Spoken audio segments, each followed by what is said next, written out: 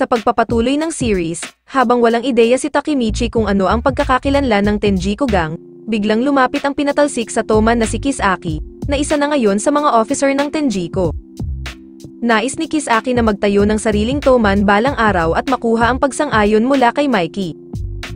Habang hindi makapaniwala si Takemichi sa kanyang mga narinig, biglang dumating si Hanma upang sunduin si Kisaki, at saka sila umalis. Dumating naman ang isa sa Big Four ng Tenjiko na si Mochi, at ibinigay ang binugbog na si Chifuyu. Pinagutos nito sa kanyang mga tauhan na bugbugin sila Takemichi, habang siya ay papunta kung nasaan ang 2nd Division ng Toman. Subalit nang sinimulan na silang palibutan at handa ng bugbugin ng mga ito, ang ilang miyembro ng Tenjiko ay nagtakbuhan sa takot, dahil hinahabol at pinagsasagasaan sila ng Twin Devil ng Meguro. Nang huminto at bumaba ang kamukha ni Killua sa motorsiklo, sinabi nito na natagpuan niya si Takuya at nagbigay ng payo na dalhin nila ito sa ospital. Nang inakala ni Takemichi na ito si Smiley ngunit nagtataka siya kung bakit ito ay nakasimangot, biglang dumating ang totoong Smiley, at nagulat ang bida nang malaman na sila ay kambal. Habang ang matanda ay nagngangalang Nahoya, o kilala bilang Smiley, ang mas bata naman ay nagngangalang Suya, o kilala bilang Ingri. At sila ang kapitan at bise-kapitan ng 4th Division ng Toman. Kaya nang magising si Chifuyu, ay agad na inaya sina Takemichi ng kambal na umangkas sa kanilang mga motorsiklo, dahil lulusubin daw nila ang Yokohama. Habang sila ay sakay ng motorsiklo, napag-usapan nila ang pagkatalo ni Chifuyu kay Mochi, dahil lumalabas na tinalo din daw sila nito dati. Nagkwento ang kambal tungkol sa kanilang nakaraan bilang leader pa noon ng ibang gang, at kung paano sila binugbog ni Mochi. Maya-maya pa ay nakita nila ang dalawang miyembro ng Tenjiko, at huminto upang tanungin kung nasaan ang kanilang hideout, subalit mukhang torture ang mangyayari kaysa pagtatanong. Habang binubugbog ng kambal ang dalawang extra, sinabi ni Takemichi na nakita niya si Kisaki kanina, at hula niya na ito ang nagplano para sa pag-atake ng kalaban na grupo. Sinabi ni Takemichi na kahit ilang beses niyang ayusin ang hinaharap ay hindi niya ito magawang maayos, at dahil doon ay may naisip siyang isang bagay.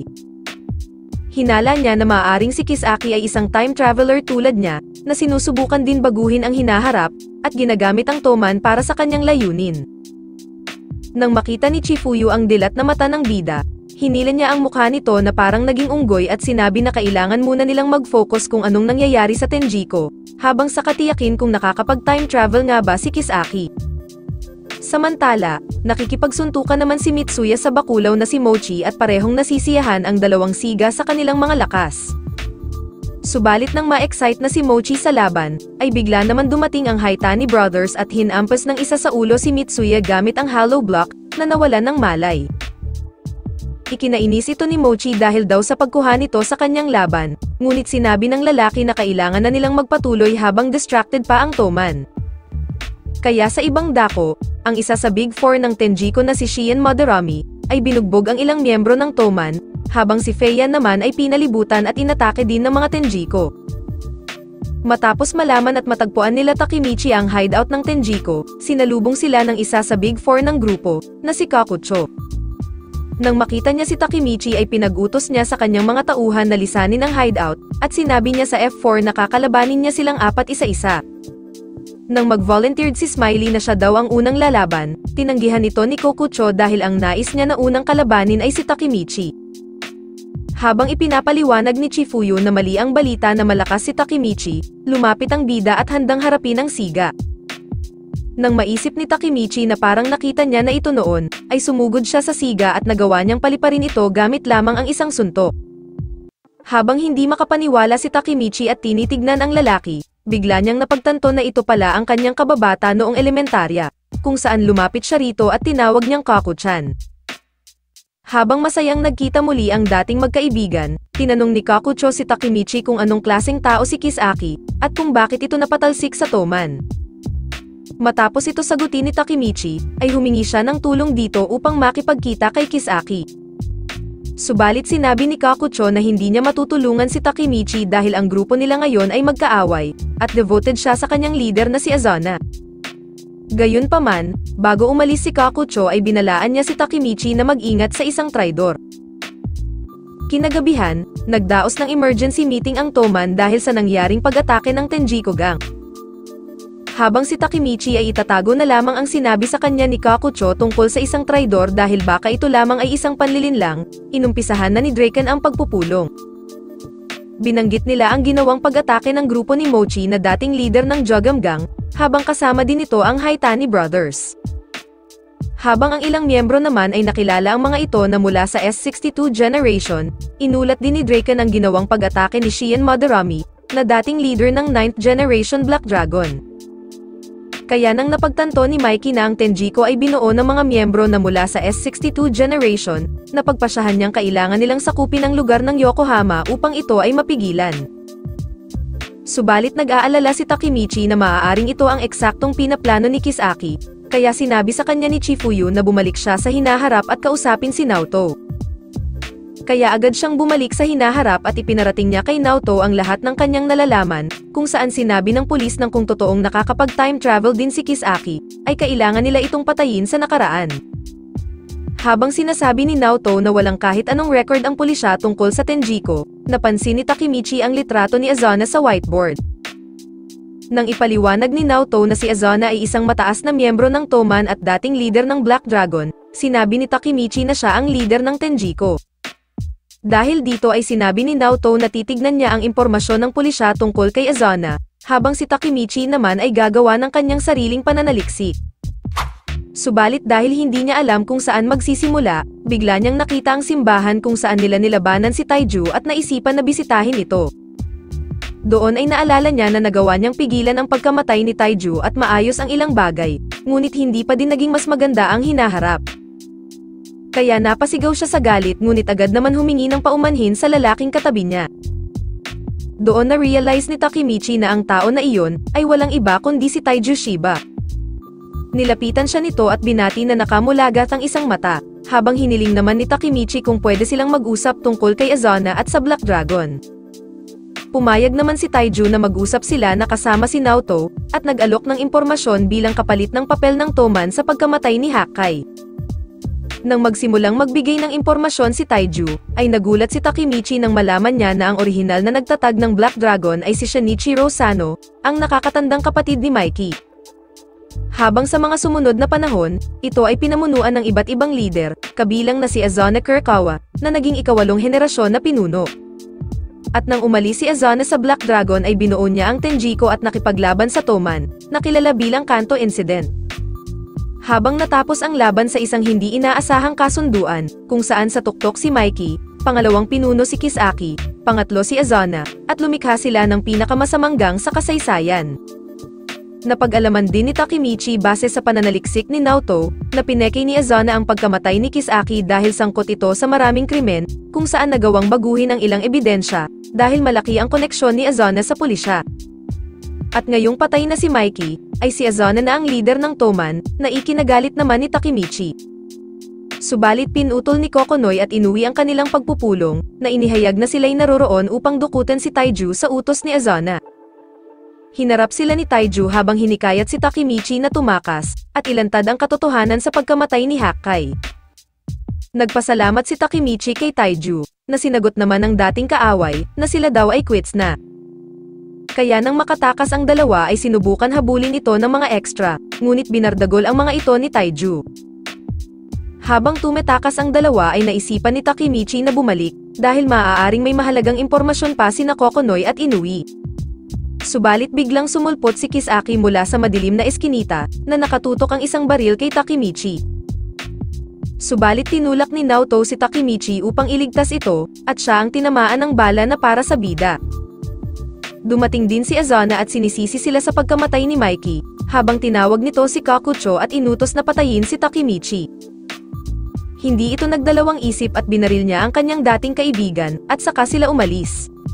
Habang silang dalawa ay nag-aagaw buhay, sinabi ni Naoto kay Takemichi na humahanga siya sa kanyang katatagan sa kabila ng paulit-ulit na kabiguan.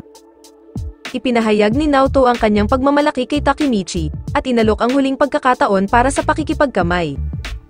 Ipinangako naman ni Takemichi kay Naoto na hindi ito ang huling pagkakataon, at hindi kailanman siya susuko.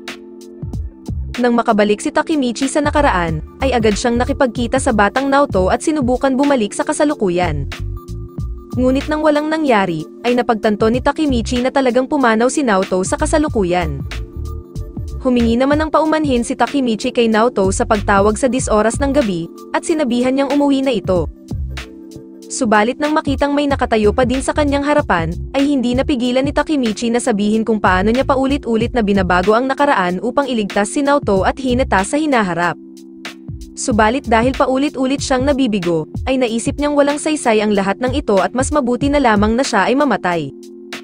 Subalit biglang sumulpot si Hinata sa kanyang likuran at narinig ang lahat ng kanyang sinabi, habang ibinahagi nito ang kanyang pagmamahal kay Takemichi. Matapos malaman ang lahat tungkol sa bida at marinig na mahal din siya ni Takemichi, sinabi ni Hinata na ngayon ay maaari na siyang mamatay ng masaya. Nang umepekto na ang bangag sa dalawa, ay nagpa siya na si Hinata na umuwi. Habang sinabi niya na kunwari ay hindi niya narinig ang anumang tungkol sa hinaharap, kung saan nagpasalamat si Takemichi. Habang palaisipan sa kanya ang sinabi ni Taiju, na mas pinagkakatiwalaan ni Mikey si Azane kaysa kay Draken, ay nakasalubong niya ito sa daan. Pumunta sila sa bahay nila Mikey, kung saan pinag-usapan nila si Azane na naging ikawalong pinuno ng Black Dragon. Maya-maya pa ay dumating si Emma na may dalang mga kape, at narinig niya na pinag-uusapan nila si Azane. Ikinagulat ng grupo nang sabihin ni Emma na si Azane ay ang kanyang kuya. Muling ipinaliwanag niya na ilang beses niyang sinabi kay Mikey na half-brother nila si Azane, dahil ang kanyang dating pangalan ay Emma Kurakawa, at siya ay may kuya. Dahil hindi na gaanong matandaan ni Emma si Azane, sinabi niya na magkasundo ito at si Shinichiro habang kinuha ang isang box na puno ng sulat. Sinabi ni Emma na mula lahat ito kay Azane na ipinadala para kay Shinichiro, na nagpapakita ng ilang magkahalong emosyon tulad ng pagkakaroon ng isang tunay na kapamilya mula kay Shinichiro, kabilang din ang pagkainggit niya kay Mikey. Dahil sa nalaman ay lumabas muna si Mikey upang magpahangin, habang si Emma naman ay lumabas upang kumuha ulit ng kape. At dahil sa galit, ay naisip ni Draken na posibleng si Azane ang nagplano ng pag-atake ng 9th generation ng Black Dragon kay Kazutora upang wasakin si Mikey, nang hindi nalalaman ni Shinichiro. Subalit dahil ang mga ito ay natalo ng Toman, na-realize ni Takemichi na nagpasya si Azane na bumuo ng Tenjiko upang ituloy ang pagwasak kay Mikey, lalo na't patay na si Shinichiro. Ibinahagi ni Takemichi kay Chifuyu ang nalalaman niya sa posibleng plano ni Azane at determinado siyang gawin ito ng mag-isa, lalo na't pumanaw na si Naoto sa hinaharap, at hindi na muli pa siyang makakabalik. Nais niyang tapusin ang alitan sa pagitan ng magkapatid sa pamamagitan ng pagpatay kay Azane at Kisaki, kahit pa ito ay magresulta sa kanyang sariling buhay. Subalit ipinaliwanag ni Chifuyu na noong tinawagan siya ni Takemichi, ay tinawagan din niya ang lahat mula sa unang dibisyon. Sinabi ni Chifuyu na dahil related ang Black Dragon sa Toman, ang laban na ito ay nakasentro sa buong grupo. Kaya nang dumating ang kanyang mga kaibigan at handang magsakripisyo para sa kanilang kapitan, ay nagpasalamat si Takemichi sa kanila at nagpatawag ng kanilang first strategy meeting. Subalit biglang may tumawag kay Takemichi na isang miyembro ng Toman at pinapababa siya nito. Ikinagulat ni Takemichi nang lumabas si Mucho mula sa kotse, habang biglang sumulpot naman ang ilang miyembro ng Toman at dinakip sina Chifuyu. Habang sinuntok naman ng sobrang lakas ni Mucho si Takemichi, at sinimulan bugbugin ang bida hanggang sa mawalan ng malay. Nang magising si Takemichi sa isang madilim na kwarto, ay biglang bumungad sa kanya ang Muto. At nang buksan ang mga ilaw, ay nakita ni Takemichi sina Kokonoy at Inui na bugbog din at nakagapos. Habang nagtataka si Takemichi kung anong nangyayari, ipinaliwanag ni Mucho na sila, ang 5th Division ng Toman ay may natatanging tungkulin bilang isang special team na may kakayahan lumaban sa kahit sino sa Toman. Kaya kapag may isang traidor sa loob ng Toman, ay pinaparusahan nila ang mga ito kahit walang pahintulot ni Mikey. Kaya isa lang ang pumasok sa isip ni Takemichi na pinaghihinalaan siya ni Mucho na may ginawa siyang mali. Samantala, naalala naman ni Emma noong huling beses niyang nakita ang kanyang kapatid na si Azane, bago ito mapunta sa isang bahay ampunan, kung saan nangako ito na babalik sa kanya sa hinaharap. Naniniwala si Inui na ito ay may kinalaman sa kanyang nakaraan noong siya ay sumusuporta pa kay Azane sa Black Dragon, at ngayong nasa Toman na siya under ng 1st Division, ay marahil pinaghihinalaan ni Mucho na ang 1st Division ay spy para sa Tenjiko, at ang mastermind ay si Takemichi. Habang walang maisagot ang bida dahil sa kanyang mga narinig, biglang sinabi ni Mucho na walang kinalaman ang kanyang special role sa Toman, sa kasalukuyang sitwasyon. Dahil dun ay napagtanto ng dalawa na si Mucho ay parte ng dating gang na S62 Generation, at ito ay may nakaraang ugnayan kay Azana Kurakawa. Kaya nang sabihin ni Mucho na siya ay isa sa mga nagtatag ng Tenjiko, ay doon napagtanto ni Takemichi na siya ang tinutukoy ni Kokucho na traidor sa loob ng Toman. Nang sabihin ni Takemichi na layunin lamang ni Azana sa pagbuo ng Tenjiko ay wasakin si Mikey, sinabi ni Mucho na wala siyang pakialam sa plano ng kanilang leader at ang kanyang katapatan kay Azana ang mahalaga. Gayunpaman, sinabi ni Mucho ang rason kung bakit niya kanidnap silang tatlo, ay upang pilitin sumali si Kokonoy sa Tenjiko, dahil nais ni Azana na magamit ang kanyang kahusayan para kumita ng pera. At dahil nakikinig lamang si Kokonoy kay Inui habang si Inui naman ay sumusunod kay Takemichi, sinabi ni Mucho na papatayin niya ang dalawa upang mapilitan sumunod at sumali si Kokonoy sa Tenjiko. Kaya nang alukin ni Mucho si Kokonoy na palalayain niya sina Inui at Takemichi kapalit ng pagsali niya sa Tenjiko, ay pinigilan ito ng bida at sinabing hindi niya ibibigay ang kanyang tauhan bilang kapitan ng First Division ng Toman, kahit pa siya ay mamatay. Nang sabihin ni Mucho kay Takemichi na wala siyang pag-asang manalo sa kanya, huminga ng malalim ang bida at sumugod sa Muto, ngunit sinipa lang siya nito. Kaya nang sumugod muli si Takemichi, ay nagising na lamang siya sa tumpok ng mga basura kasama si Inui. Nang maalala ni Takemichi ang pangyayari na parehas silang binugbog ni Mucho, ay walang nagawa si Kokonoy na sumali sa Tenjiko. Habang pasan ni Takemichi si Inui sa kanyang likuran, humingi ng paumanhin si Inui sa kanya dahil wala siyang nagawa upang protektahan si Kokonoy. Subalit pinalakas ni Takemichi ang loob ni Inui, nang mangako siya na ililigtas nila si Kokonoy dahil sila ay kanyang mga kaibigan. Bumaba si Inui sa likod ni Takemichi, at dinala siya sa isang abandonadong gusali na naging hideout nila ni Kokonoy. Doon ay matapos nilang lunasan ang kanilang mga sugat, ay ipinahayag ni Inui ang kanyang layunin na muling buhayin ang Black Dragon, dahil mayroon siyang gustong makamit. Kaya lumuhod si Inui kay Takemichi at nakikiusap na maging ika-11 leader ng Black Dragon, habang umiiyak na iligtas niya silang dalawa ni Kokonoy. Matapos nila lumipat ng pwesto, sinabi ni Inui na itong lugar ay dating tindahan ng motorsiklo ni Shinichiro. Naalala ni Inui na kahit hinahangaan ito ng iba pang mga siga, ay nananatiling mapagkumbaba at madalas na nagkukwento tungkol sa kanyang mga araw bilang isang siga sa kanto.